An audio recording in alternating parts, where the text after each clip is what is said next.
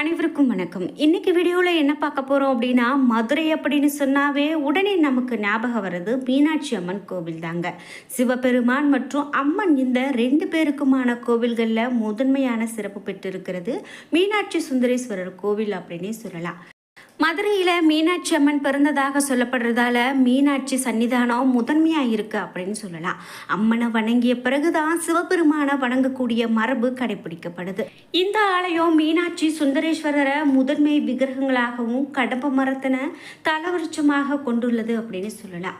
பாண்டிய மன்னன் குலசேகர பாண்டியனுடைய கனவுல சிவபெருமான் வந்ததால அவர் கடம்பவனம் என்ற காட்டை அழித்து மதுரை மாநகரையும் இந்த சிவசக்தி தலத்தையும் அமைத்ததாகவும் சொல்லப்படுது. மீனாட்சி அம்மன் கோவிலை சுற்றி 4 மாடங்கள் அமைத்திருக்கிறதால மாட கூடல் அப்படிங்கிற பெயரும் இந்த மதுரைக்கு உண்டுங்க. சிவபெருமானின் அணிகலன்களில் ஒன்றான பாம்பு வட்டமாக தன்னுடைய வாயினால் கவ்விக்கொண்டு இந்த தலத்தின் எல்லையை காட்டியதால் ஆலவாய் அப்படிங்கிற பெயரும் இந்த தலத்துக்கு ஏற்பட்டது அப்படிங்கிறது வரலாற்றின் மூலமாக நமக்கு தெரிய வருது. இந்த மதுரை மீனாட்சி அம்மன் கோவில் பற்றிய இன்னும் நிறைய சுவாரஸ்யமான தகவல்களை நாம் இந்த வீடியோவில் தொடர்ந்து பார்க்கலாம். வீடியோவை தொடர்ந்து பார்க்குறதுக்கு முன்னாடி தென்னாடுடைய சிவனே போற்றி எந்நாட்டவர்க்கும் இறைவா போற்றி என்ற வாசகத்தை கீழே கமெண்ட் பாக்ஸில் பதிவிட்டுட்டு வீடியோவை ஸ்கிப் பண்ணாமல் தொடர்ந்து பாருங்கள். நீங்கள் இன்னும் உற்சாகம் டிவி சேனலை சப்ஸ்கிரைப் பண்ணாமல் இருந்தால் சப்ஸ்கிரைப் பண்ணிக்கோங்க. கூடவே இருக்க பெல்லைக்கான மறக்காமல் கிளிக் பண்ணிடுங்க. வாங்க வீடியோக்குள்ளே போகலாம். நீங்கள் உங்கள் வாழ்க்கையில் நிறைய பிரச்சனைகளை பார்த்துட்டு வரீங்களா? கடன் பிரச்சனை இருக்குது, அது என்னால் தீர்க்க முடியல, வீட்டில் ஒரு சுபகாரியம் நடக்க மாட்டேங்குது, நாம் ஒரு நல்ல ஒரு வேலைக்கு போகணும் அப்படின்னா அது ஒரு தடங்களாக இருக்குது, பிள்ளைங்க நல்லா படிக்க மாட்டேங்கிறாங்க அப்படின்னு நிறைய பிரச்சனைகளை பார்த்துட்டு வரீங்களா? ஒரு சில குடும்பங்களில் கணவன் மனைவி பிரிந்திருக்கிறது பார்த்துட்ருக்கோம். அந்த வகையில் இருக்கக்கூடிய ஒவ்வொரு பிரச்சனைகளுக்கும் சரியான தீர்வு ஸ்ரீ வராகி அம்மன் ஜோதிட நிலையத்தின் மூலமாக கொடுக்கப்படுதுங்க. பில்லி, சூனியம், ஏவல் அனைத்திற்கான தீர்வும் வராகியம்மன் ஜோதிட நிலையத்தின் மூலமாக கிடைக்கும். வசியமும் செய்து தரப்படுகிறது. இந்த வீடியோவுக்கு கீழே டிஸ்கிரிப்ஷனில் வராகியம்மன் ஜோதிட நிலையத்தின் தொலைபேசி எண் கொடுத்துருக்கேன். அதை எண்ணுக்கு தொடர்பு கொண்டு பேசி பாருங்கள். கண்டிப்பாக உங்கள் வாழ்க்கையில் இருக்கக்கூடிய எல்லா பிரச்சனைகளுக்கும் சரியான தீர்வு கிடைக்கும். நாம் இப்போது மதுரை மீனாட்சி அம்மன் கோவிலை பற்றி பார்த்துட்ருக்குங்க. இந்த மதுரையினுடைய அரசியாக இருக்கக்கூடிய அன்னை மீனாட்சி தன்னுடைய கண்களாலேயே உலகத்தின் உயிரை அனைத்தையும் காப்பவள் அப்படின்னு சொல்லலாங்க. மதுரையில் 6 மாதங்கள் அன்னை மீனாட்சியினுடைய ஆட்சியும், மீதம் இருக்கக்கூடிய 6 மாதம் சுந்தரேஸ்வரர் மதுரையின் அரசராகவும் ஆட்சி செய்கிறாங்க அப்படின்னு சொல்லலாம். மீனாட்சி அம்மனுக்கு பட்டாபிஷேகம் நடக்கிறது போலவே சுந்தரேஸ்வரருக்கும் இங்கு பட்டாபிஷேக விழா மதுரையில் சிறப்பாக நடக்குங்க. அன்னை மீனாட்சி அம்மனுடைய வரலாறு அப்படின்னு பார்த்தீங்கன்னா, கந்தர்வ லோகத்தை சேர்ந்த விசுவாவசு என்கிற மிகச்சிறந்த சிவபக்தர் இருந்தாராம். அவருக்கு வித்யாவதி என்கிற மகள் பிறந்திருக்கிறார். வித்யாவதி சிறு வயதிலேயே அம்பாள் மீது அளவு கடந்த பக்தி கொண்டாளாம். அவருக்கு பூமியில் இருக்கக்கூடிய புண்ணியத்தலம் ஒன்றில் அருள் செய்யும் அம்பிகையை நேரில் தரிசிக்க வேண்டும் அப்படின்னு ஆசை வந்திருக்கு. தன்னுடைய ஆசையை தன்னுடைய தந்தை கிட்ட சொன்னாங்க. அவளும் கடப்பவனமாக இருந்த மதுரையில் அருள் புரிந்த சியாமலா தேவியை வழிபடும்படி சொன்னாங்களாம். அதன்படி பூமிக்கு வந்து சியாமலா தேவியை தரிசனம் செய்து வழிபட்டுட்டு வந்தாங்க வித்யாவதி. இந்த தலம் அவருக்கு ரொம்ப பிடித்து போயிருச்சு. இங்கேயே தங்கி அம்பிகைக்கு சேவை செய்கிறேன் அப்படின்னு சொல்லி அங்கே இருந்தாங்களாம். அவர்களுடைய பக்தியை கண்டு மனம் குளிர்ந்த சியாமலா தேவி 3 வயது சிறுமியாக காட்சி கொடுத்தாங்களாம். என்ன வரம் வேண்டும் அப்படின்னு அம்பிகை கிட்ட குழந்தையாக காட்சி தந்த நீ எனக்கு மகளாக பிறக்கும் பாக்கியத்தை அருள வேண்டும் அப்படின்னு வேண்டினாங்களாம் வித்யாவதி. மேலும் அடுத்த பிறவியில் உன்னுடைய எண்ணம் நிறைவேறும் அப்படின்னு அம்பிகையும் வரம் கொடுத்திருக்காங்க. அடுத்த பிறவியில் சூரிய குல மன்னனான சூரசேனனுடைய மகள் காஞ்சனமாலையாக பிறந்து வளர்ந்தாள் வித்யாவதி. இந்த பிறவியிலும் அம்பாள் மீது தீவிர பக்தி கொண்ட இந்த காஞ்சனமாலையை பாண்டிய மன்னனான மலையஸ்துவன் திருமணம் செய்து கொண்டாராம். நீண்ட காலமாகியும் அவங்களுக்கு குழந்தை இல்லாமல் இருந்திருக்கு. குழந்தை பாக்கியம் அருளும்படி அம்பிகை கிட்ட வேண்டியிருந்தாங்க காஞ்சனமாலை. அதே சமயம் மலையஸ்துவனும் புத்திர காமேஷ்டி யாகமும் நடத்தியிருக்காங்க. மேலும் யாக குண்டத்தில் இருந்து 3 தனங்களோடு அழகிய பெண் குழந்தை ஒன்று பிறந்திருக்குங்க. அதாவது அந்த யாக குண்டத்தில் இருந்து தோன்றி இருக்கு.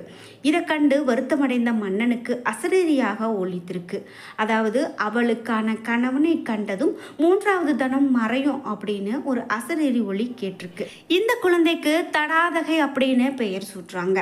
ஆண் வாரிசு இல்லாததால சியாமலைக்கு அனைத்து கலைகளையும் கற்றுக் கொடுத்திருக்கிறார் மன்னர்.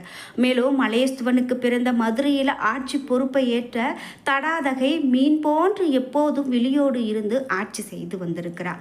இதனால தடாதகை என்ற பெயர் காலப்போக்கில் மறைந்து மீனாட்சி என்ற பெயர் உருவாகி இருக்கிறது. அதுவே நிலையானது அப்படின்னு சொல்லலாம். தன்னை வேண்டிய பக்தைக்கு அருள் செய்வதற்கு உருவானதே அன்னை மீனாட்சியினுடைய அவதாரம் அப்படின்னு சொல்லலாங்க.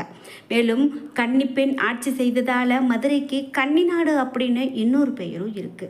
திருமண பருவத்தை அடைந்த மீனாட்சி கைலாயத்திற்கு திக்வஜயம் செய்த போது சிவபெருமானை கண்டதும் மீனாட்சியினுடைய 3வது தனம் மறைந்து போயிருக்கு. இதனால் இறைவன் தான் தன்னுடைய கணவன் என்பதை உணர்ந்தாங்க. பங்குனி உத்தர நாளில் இவர்களுக்கு திருமணம் நடக்கக்கூடிய வைபவம் ரொம்ப சிறப்பாக இந்த மதுரையில் நடக்கும் அப்படின்னா அது மிகையாகாது அப்படின்னு சொல்லலாங்க. குறிப்பிட்டு மேலும் மதுரை மீனாட்சி அம்மன் கோவில் பற்றி நீங்கள் தெரிந்து கொள்ளணும் அப்படின்னீங்கன்னா 65,000 சதுரடி பரப்பளவில் அமைந்திருக்கக்கூடிய ஒரு மிக பிரம்மாண்டமான கோவில் தாங்க இந்த கோவில். ஆகம விதிகளை கடுமையாக கடைபிடித்து கட்டப்பட்ட இந்த கோவிலினுடைய முக்கிய வரலாறு சொல்லப்படுது. அன்னை பார்வதியினுடைய மறு உருவமான இந்த மீனாட்சி சுந்தரேஸ்வரர் கோலத்தில் வந்த சிவனை திருமணம் செய்து கொண்டு மதுரைக்கு மீனாட்சி சுந்தரேஸ்வரர் என்ற கோலத்தில் வந்தாங்க. தெய்வ மகளான மீனாட்சிக்கும் சுந்தரேஸ்வரருக்கும் மதுரையில் கட்டப்பட்ட கோவில் தாங்க இந்த மதுரை மீனாட்சி அம்மன் கோவில் அப்படின்னு சொல்லலாங்க. இந்த கோவில் அப்படின்னு பார்த்தீங்கன்னா கோவிலினுடைய உள்ளே அமைந்திருக்கக்கூடிய 51 சக்தி பீடங்களும் பக்தர்களால் போற்றி வணங்கப்படக்கூடியது. கோவில் வளாகத்தில் வலது புறத்தில் இருக்கும் நடராஜர் சிலையை பார்க்கும்போதே மனம் பரவசம் அடையும் அப்படின்னு சொல்லலாம். அப்படி நிறைய விஷயங்கள் இந்த கோவில் பற்றி நம்ம தெரிந்து கொள்ள முடியும். இந்த கோவிலில் மேலும் என்ன மாதிரியான தகவல்கள்லாம் நம்ம தெரிந்துக்கணும் அப்படின்னு பார்த்தீங்கன்னா மிகவும் பழமை வாய்ந்த மிகவும் வரலாற்று சிறப்பு மிக்க நம்ம தமிழர்களுக்கே உரிய மிகவும் நமக்கு பெருமையை சேர்க்கக்கூடிய ஒரு கோவில் அப்படின்னு சொன்னால் அது இந்த மீனாட்சி அம்மன் கோவில் அப்படின்னு சொன்னால் அது மிகையாகாதுங்க. நீங்கள் இந்த மதுரை மீனாட்சி அம்மன் கோவிலுக்கு போயிருக்கீங்க அப்படின்னா மறக்காமல் உங்களுடைய அனுபவங்களை கமெண்ட் பாக்ஸில் பதிவிடுங்க. இது மட்டும் இல்லாமல் இன்னும் நான் இந்த கோவிலுக்கு போகலை அப்படின்னு வருத்தப்படுறீங்களா? கண்டிப்பாக இப்போவே அந்த மதுரை மீனாட்சி அம்மனை நினைத்து வேண்டிக் கொள்ளுங்க. உங்களுடைய ஆசை நிறைவேறும் அப்படின்னு சொல்லலாம். இந்த கோவில் அப்படின்னு பார்த்தீங்கன்னா தமிழகத்தில் சுமார் 2500 வருடங்கள் பழமையானது மதுரை நகரம் அப்படின்னு சொல்லலாம். தமிழ் இலக்கிய வரலாற்றில் இது இந்து சமய வரலாற்றிலும் முக்கியத்துவம் பெற்றது இந்த மதுரை மாநகரம் அப்படின்னு சொன்னால் அது மிகையாகாதுங்க. இந்த கோவில் அப்படின்னு பார்த்தீங்கன்னா பச்சை தேவி, மரகதவல்லி, தடாதகை, அபிஷேகவல்லி, அபிராமவல்லி அப்படின்னு நிறைய பேரில் மதுரை மீனாட்சி அம்மனை நம்ம சொல்கிறத கேள்விப்பட்டிருப்போம். இதை சொல்லிக்கொண்டே போகலாம். இந்த 15 ஏக்கர் பரப்பளவில் அமைந்திருக்கக்கூடிய இந்த கோவில் 8 கோபுரங்களையும் 2 விமானங்களையும் உடையது. இங்கே இருக்கக்கூடிய கருவறை விமானங்கள் இந்திர விமானங்கள் அப்படின்னு சொல்லப்படுது. 32 கற்சிற்பங்களும் 64 சிவகணங்களும் 8 வெள்ளை யானைகளும் கருவறை விமானங்களை தாங்குது. இந்த கோவில் கிழக்கு மேற்காக 847 அடியும் தெற்கு வடக்காக 792 அடியும் உடைய கோவிலுங்க. இந்த கோவிலினுடைய ஆடி வீதிகளில் 4 புறமும் 9 நிலைகளை உடையது அப்படின்னு சொல்லலாங்க. மேலும் இந்த கோவிலினுடைய அழகிய சிற்ப வேலைப்பாடுகள் ஒவ்வொன்றும் மண்டபத்திற்கும் வேறுபட்டு அழகிய நுணுக்கங்கள் கொண்டும் தனித்தனி சிறப்புகளை உள்ளடக்கியது அப்படின்னு சொல்லலாம். இந்த கோவில் பற்றி நம்ம பார்க்கணும் அப்படின்னா மீனாட்சி அம்மன் சன்னதியின் முன்பகுதியாக 8 சக்தி மண்டபமும் அமைந்திருக்கு. மேலும் இந்த கோவில் அப்படின்னு பார்க்கும்போது ஆயிரங்கால் மண்டபம் ரொம்பவே சிறப்பானது. ஆயிரங்கால் மண்டபம் இந்த கோவிலில் சுவாமி சன்னதியினுடைய இடப்புறத்தில் அமைந்திருக்கும். இந்த மண்டபம் கோவிலினுடைய இருக்கக்கூடிய பிற மண்டபங்களை விட அளவில் மிகவும் பெரியது அப்படின்னும் ஆயிரங்கால் மண்டபம் கிருஷ்ண வீரப்ப நாயக்கரத்து திருப்பணி அப்படின்னு சொல்லலாங்க. இது மட்டும் இல்லாமல் இந்த கோவிலினுடைய கம்பீரம் அப்படின்னு பார்த்தீங்கன்னா நம்ம பார்க்கும்போது தெரிந்து கொள்ளலாம்.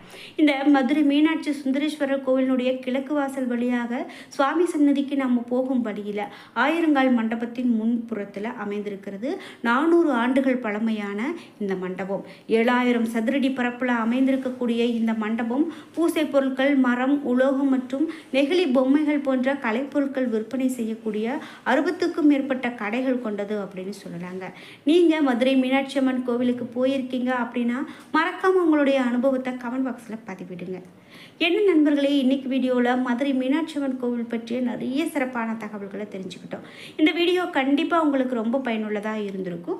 வீடியோ உங்களுக்கு பிடிச்சிருந்தால் லைக் பண்ணுங்கள், ஷேர் பண்ணுங்கள், கமெண்ட் பண்ணுங்கள். நீங்கள் இன்னும் உற்சாகம் டிவி சேனலை சப்ஸ்கிரைப் பண்ணாமல் இருந்தால் சப்ஸ்கிரைப் பண்ணிக்கோங்க. கூடவே இருக்க பெல் ஐக்கானை மறக்காமல் கிளிக் பண்ணிடுங்க. நன்றி வியூவர்ஸ்.